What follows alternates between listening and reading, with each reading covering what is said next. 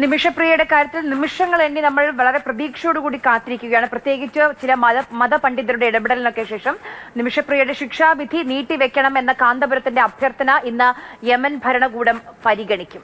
Yemen പൗരന്റെ കുടുംബവുമായും ഗോത്ര നേതാക്കളുമായും ഇന്നും ചർച്ചകൾ തുടരുമെന്നാണ് വളരെ ആശ്വാസകരമായി പ്രതീക്ഷ നൽകുന്ന വിവരം.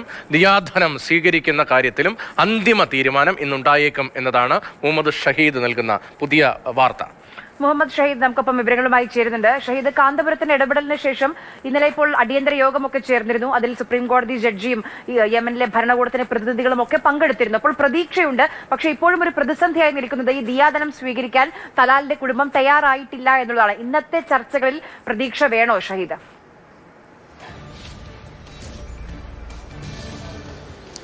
ആര്യ, തീർച്ചയായും പ്രതീക്ഷയ്ക്ക് വക നൽകുന്ന വിവരങ്ങളാണ് ഡെവലപ്മെന്റ്സ് ആണ് ഉണ്ടാകുന്നത് എന്നാണ് കാന്തപുരത്തിന്റെ ഓഫീസ് അറിയിച്ചിരിക്കുന്നത്. ഏറ്റവും പ്രധാനമായും ഈ ദിയാദനം സ്വീകരിക്കാൻ ഈ കൊല്ലപ്പെട്ട തലാലിന്റെ കുടുംബം തയ്യാറായിരുന്നില്ല. അതിന് അവർ തയ്യാറാക്കുന്നതിന് വേണ്ടിയുള്ള പ്രാഥമികമായ ശ്രമമായിരുന്നു നടത്തിക്കൊണ്ടിരുന്നത്. അതിന് ചർച്ചയ്ക്ക് അവർ തയ്യാറായി എന്നുള്ളതാണ് ഇപ്പോൾ ഏറ്റവും പോസിറ്റീവായ കാര്യം.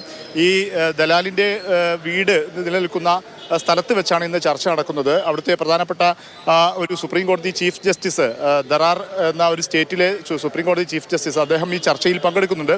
ഈ ദറാർ ഈ ചീഫ് ജസ്റ്റിസിന്റെ പ്രത്യേകത ഈ കൊല്ലപ്പെട്ട ആളുടെ കുടുംബവുമായി അല്ലെങ്കിൽ അവരുമായി അടുത്ത ബന്ധമുള്ള അവരുടെ കുടുംബ ബന്ധമുള്ള ഒരാൾ കൂടിയാണ് ചീഫ് ജസ്റ്റിസ്. അങ്ങനെയുള്ള സ്വാധീനം ഉപയോഗിക്കാൻ കഴിയും. ഒപ്പം തന്നെ ഈ വിഷയത്തിൽ ഇടപെട്ട യമനിലെ ഈ സൂഫി പണ്ഡിതനായ അദ്ദേഹത്തിൻ്റെ ഹബീബ് ഉമറിൻ്റെ അടുത്ത അനുയായി കൂടിയാണ് ഈ ചീഫ് ജസ്റ്റിസ്. അതുകൊണ്ട് അത്തരം സ്വാധീനങ്ങളൊക്കെ ഉപയോഗിച്ച് ഈ കുടുംബത്തെ ദിയാദനം സ്വീകരിക്കുന്നതിനുള്ള ഒരു സമ്മതത്തിലേക്ക് കൊണ്ടുവരിക എന്നുള്ളതാണ് ഏറ്റവും പ്രധാനപ്പെട്ട കാര്യം. ഇന്ന് യമൻ സമയം 9 മണി, അതായത് ഇന്ത്യൻ സമയം 12 മണിയോടുകൂടി ദറാർ സുപ്രീം കോടതി ചീഫ് ജസ്റ്റിസ് പങ്കെടുക്കുന്ന ആ ചർച്ച, കുടുംബമായുള്ള ചർച്ച നടക്കും എന്നാണ് നമുക്ക് മനസ്സിലാക്കാൻ സാധിക്കുന്നത്. ഈ തലാലിൻ്റെ നാടായ ദമാർ എന്ന സ്ഥലത്ത് വെച്ചാണ് ഈ ചർച്ച നടക്കുന്നത്. ആ ചർച്ചയിൽ ദിയാദനം സ്വീകരിക്കാനുള്ള ഒരു തീരുമാനം, അന്തിമ തീരുമാനം സ്വീകരിക്കണോ വേണ്ട തീരുമാനം, ഒപ്പം തന്നെ അതിൻ്റെ തുക ഉൾപ്പെടെയുള്ള കാര്യത്തിൽ അന്തിമമായ തീരുമാനം ഉണ്ടാകുമെന്നാണ് നമ്മൾ പ്രതീക്ഷിക്കുന്നത്. ഒപ്പം തന്നെയാണ് യമൻ ഭരണകൂടവുമായി ഇന്നലെ കാന്തപുരം ഒരു കത്തിടപാട് നടത്തിയിരുന്നു. അതായത് ശിക്ഷാ വിധി നീട്ടിവെക്കണം എന്നുള്ള, അല്ലെങ്കിൽ ശിക്ഷ നടപ്പാക്കുന്നത് നീട്ടിവെക്കണം എന്ന അഭ്യർത്ഥനയായിരുന്നു. അത് ഇന്ന് യമൻ സർക്കാർ പരിഗണിക്കുന്നുണ്ട്.